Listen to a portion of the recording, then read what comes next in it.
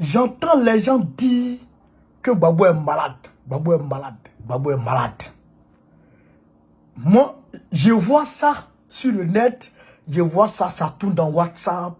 Ça tourne sur Facebook.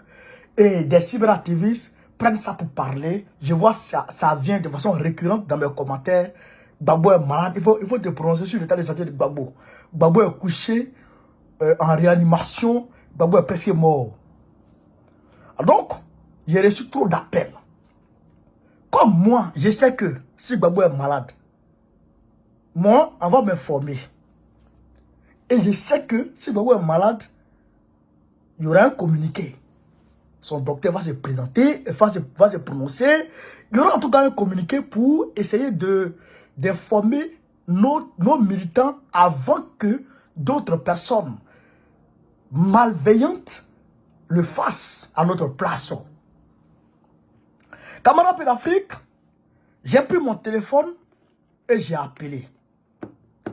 J'ai appelé et on m'a dit, j'ai demandé, j'ai dit, mais on dit le chef est malade, c'est comment?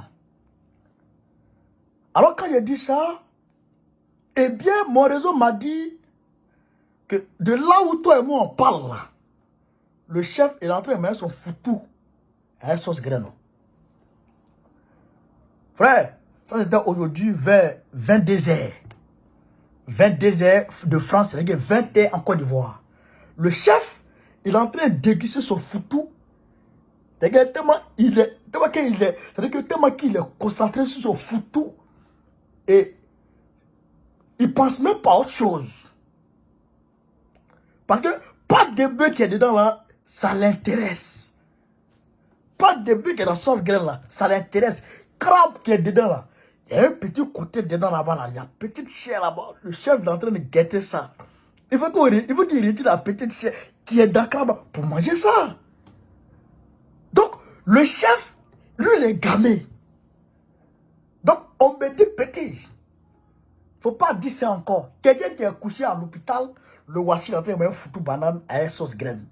Il y a crabe dedans, il y a escargot, il n'y a pas de bœuf. Frère, il y a tout dedans, un petit piment à côté. Et puis de l'eau glacée déposée sur le côté. Et puis il est à l'aise. Ah maintenant, d'où il est assise là. Les gens disent que c'est lui qui est malade, c'est Gbagbo qui est malade. Aïe! Aïe! Gbagbo malade! Il est bête. Mais c'est grave. C'est grave. Vous voulez quoi même? Et celui qui envoie l'intox, qu'est-ce qu'il dit? Écoutez, celui qui envoie l'intox, hein. Si vous voyez le texte qui a été publié, etc. Et je ne sais pas, on a des camarades qui sont... Je ne sais pas si vous êtes des espions, ou bien si vous êtes des faux communicants, ou bien si vous êtes maudits. Parce que quand tu ramasses ce genre de torchon, et tu la mets dans nos groupes, je vais vous balayer, vous tous dans mes groupes maintenant. Tous ceux qui m'ont envoyé des conneries comme ça, tous ceux qui m'ont envoyé des conneries dans nos groupes, je ne réfléchis même pas. Même si tu as mis un Gbagbo matin, et puis le soir, tu mets ça dans mon groupe, je t'enlève. Je t'enlève. On met torchon comme ça, et puis c'est écrit, au lieu que le PPA, les militants du PPACI se focalisent sur la réinscription de Gbagbo sur la liste électorale, ils n'ont qu'à aller chercher à soigner Gbagbo d'abord. Le gars met en relation l'état de santé de Gbagbo et puis son inscription sur la liste électorale. Ce qui revient à dire qu'ils veulent nous détourner du combat initial pour nous envoyer dans des faux débats qui sont l'état de santé de Gbagbo. Nous, on est là, on n'est pas dans l'état de santé de Gbagbo. Gbagbo là, les gens ne connaissent pas Gbagbo. Vous ne connaissez pas Gbagbo. Regardez, un homme qui a été pris par Draman Ouattara, maltraité à l'hôtel, maltraité dans son palais déjà. 11 jours de bombardement. 11 jours de bombardement. Arrivé le 11 novembre, ils l'ont maltraité dans son palais. Vous allez voir ici là, c'était enflé de Gbagbo. Le 11 avril là, ici il était enflé, ils l'ont tapé. Ils l'ont tapé derrière les calaches, Gbagbo. Ils l'ont tapé. Ils l'ont humilié, ils l'ont traumatisé. Un chef d'État. Quitté là-bas, Ouattara est parti le maltraiter. Gbagbo dormait comme ça, sur chaise. Il dormait comme ça. C'est comme ça qu'il était assis. Sur chaise. Quand les gens viennent le visiter, on va le faire asseoir dans un salon. Mais quand il finit, quand les gens s'en vont, il vient s'asseoir comme ça. C'est pour ça que son pied lui fait mal. Donc, madame a massé ça, maintenant ça va. Maintenant ça va. À Korogo là, le cuisinier là, on a donné un poison au cuisinier pour donner à Gbagbo pour qu'il prenne le poison. Mais il n'a rien à manger. S'il ne mange pas, ça va mourir. Gbagbo a mangé. Il a été empoisonné. Mais le cuisinier là, qui donnait le poison à Gbagbo, c'était l'ami. C'était l'ami. Pardon, c'était le fils à un ami de combat de Gbagbo. Quand Gbagbo l'a appelé, Gbagbo a discuté avec lui. Il lui a demandé qui est ton papa. Le gars a dit le nom de son papa. Gbagbo a commencé à détailler. Ta maman s'appelle tant. Ton oncle s'appelle tant. Ton père était là. Il a fait ça, il a fait ça. C'était mon ami. Le gars a cessé d'empoisonner Gbagbo. Et donc, quand le gars a cessé d'empoisonner Gbagbo, la dose que Gbagbo devait recevoir pour mourir très rapidement à la CPI, eh bien, Gbagbo n'a plus reçu cette dose. Donc voilà comment Gbagbo arrivait à la CPI. Ouattara pensait qu'il allait mourir. Mais Gbagbo là, il n'est pas mort. Il n'est pas mort à la CPI. Blaise Goudé a créé son parti en 2015. Il pensait que Gbagbo allait mourir parce qu'on lui a dit que Gbagbo a été tué, que Gbagbo a été empoisonné. Gbagbo là, il n'est pas mort. Afin N'Guessan a dit ici que Gbagbo est déjà mort. Et nous les gars, on s'accroche à Gbagbo comme des orphelins qui s'accrochent au cercueil de leur papa qu'on accompagne au cimetière. Parce que dans la tête d'Afin N'Guessan, Gbagbo allait mourir parce qu'effectivement, il a un poison. Gbagbo là, il n'est pas mort. Donc vous pensez que ce gars-là va mourir facilement comme ça? Vous pensez que l'homme là va mourir facilement comme ça? Les gens, moi quand on me dit que Gbagbo est malade, je ris.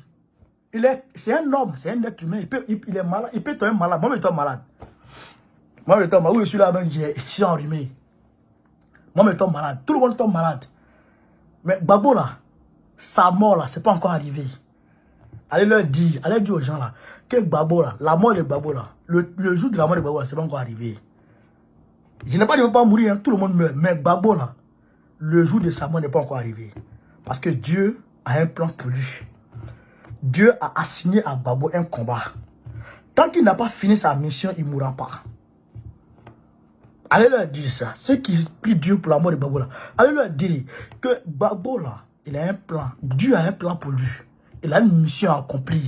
Cette mission là, tant qu'il n'a pas fini d'accomplir cette mission, Gbagbo ne mourra pas. Quand il va finir d'accomplir la mission, il va venir s'asseoir tranquillement, il va se reposer. Maintenant, si Dieu veut, il le prend. Mais il n'a pas encore fini sa mission.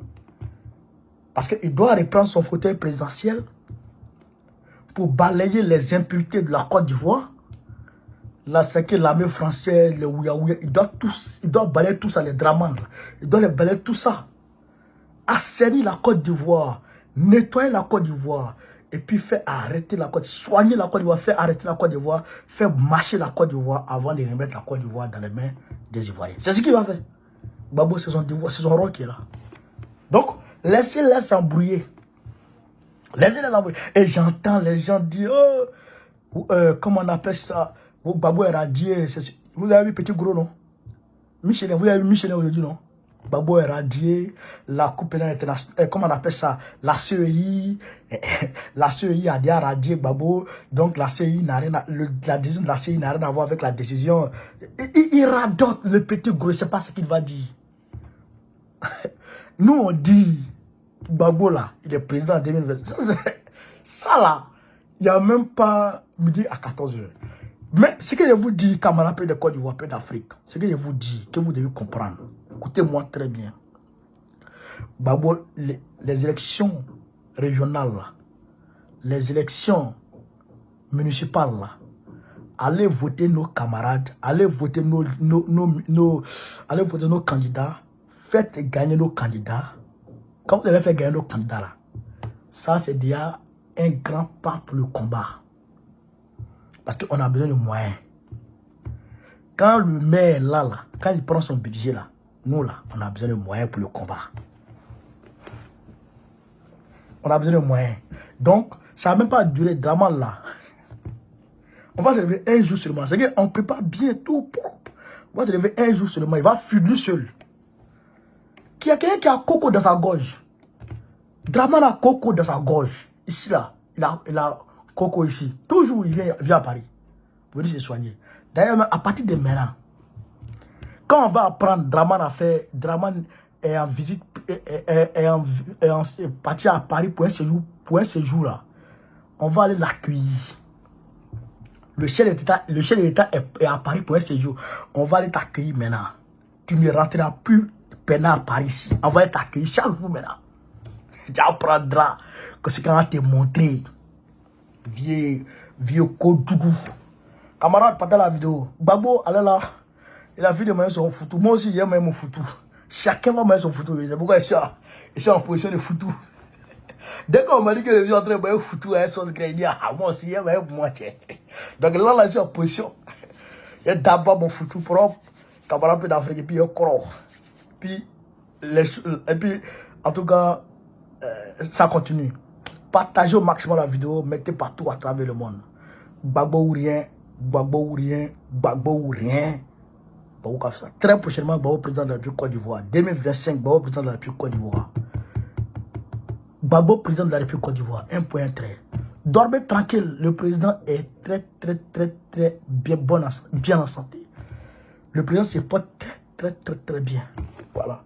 Il perd la santé. Il perd la forme. Il est au bon fixe de sa santé. Fouettez. Comme Gbagbo dans le coma.